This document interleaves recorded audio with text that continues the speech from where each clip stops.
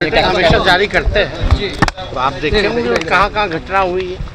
बिहार में लगातार अपराध बढ़ रहा है और इस पर सरकार जो है कहीं कोई संज्ञान नहीं लेती, कोई पूछने वाला भी नहीं है जो पीड़ित परिवार के लोग हैं।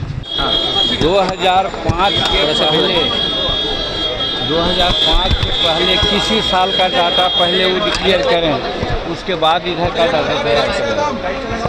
इधर तो कार्रवाई भी हो रही है, लेकिन उधर तो कार्रवाई नहीं हो रही थी। एक अन्य मार्ग में समझौता हो रहा था। भूले हैं 90 के दशक में जो स्थिति बिहार की थी, और फिर बीच में जब जब इनको मौका मिलता है तो ये अपराध का ग्राफ बढ़ाने में लगे रहते हैं। जब जब इनको मौका मिलता है अपराधी बेलगाम हो जाता है, सत्ता का संरक्षण मिलने लगता है, आरजेडी का संरक्षण मिलने लगता है। सबसे पहले आप तेजस्वी यादव के पीछे के बयान सुनिए। हमेशा जारी करते हैं। तो आप देखेंगे कहाँ कहाँ घटना हुई है। बिहार में लगातार अपराध बढ़ रहा है और इस पर सरकार जो है कहीं कोई संज्ञान नहीं लेती, कोई पूछने वाला भी नहीं है जो पीड़ित परिवार के लोग हैं, कोई जाता भी नहीं है। तो हम तो लगातार इन बातों को उठाते हैं। कई घटना स्थलों पर हम खुद स्वयं गए हैं, अधिकारियों से भी बात किया है, लेकिन कोई कार्रवाई नहीं हो पाती। तो हम तो शुरू दिन से कहते रहे कि इन लोगों से जो है लॉ एंड ऑर्डर जो है वो कंट्रोल नहीं हो पा रहा है। प्रवक्ता नीरज जवाब देते हुए लालू शासन की याद दिलाते हैं। यह लोग पूछते हैं कि तेजस्वी को अपराध पर बोलने का अधिकार है क्या। सबसे पहले तो हम ये क्लियर करना चाहेंगे कि क्राइम पे यानी कि अपराध पे आरजेडी के लोगों को बोलने का कोई अधिकार नहीं है। जिस तरह से आप याद करिए, न हमेशा हम लोग नहीं याद दिलाना चाहते जंगल राज, लेकिन वो लोग नहीं भूले हैं 90 के दशक में जो स्थिति बिहार की थी, और फिर बीच में जब जब इनको मौका मिलता है तो ये अपराध का ग्राफ बढ़ाने में लगे रहते हैं। जब जब इनको मौका मिलता है अपराधी बेलगाम हो जाता है, सत्ता का संरक्षण मिलने लगता है, आरजेडी का संरक्षण मिलने लगता है अपराधियों को। तो अपराधी उस समय बेलगाम होते हैं, उस समय इनकी बोलती बंद रहती है, उस समय इनको अपराध का ग्राफ दिखाई नहीं पड़ता। उस समय ये काला चश्मा लगा लेते हैं, काहे कि इनको मंत्रालय दिखाई पड़ता है। 5-5 मंत्रालय लिए बैठे रहते थे तो सिर्फ और सिर्फ वसूली में रहते थे। इनको अपराध का ग्राफ उस समय दिखाई नहीं पड़ता था। अब इनको अपराध दिखाई पड़ रहा है, अब इनको विकास नहीं दिखाई पड़ रहा है, इनको तरह तरह का गड़बड़ी दिखाई पड़ रहा है। अब ये जनता के बीच जाना चाह रहे हैं, धरना बैठना चाह रहे हैं। जनता इनको बेरोजगार कर दिया है। जब जनता बेरोजगार कर दिया है तभी जाएंगे जनता के बीच में।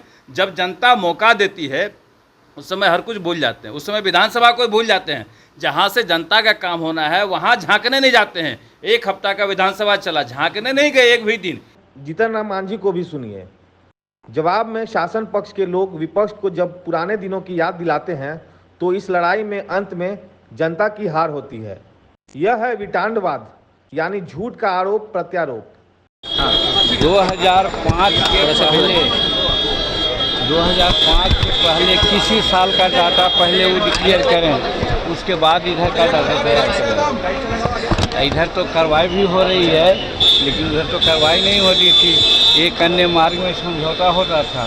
तो 2005 के पहले या जब भी उनकी सरकारें थी उस समय का डाटा वो अगर पेश करते तो ज़्यादा अच्छा रहता, कंपैरेटिव स्टडी हो जाती तो अच्छा रहता।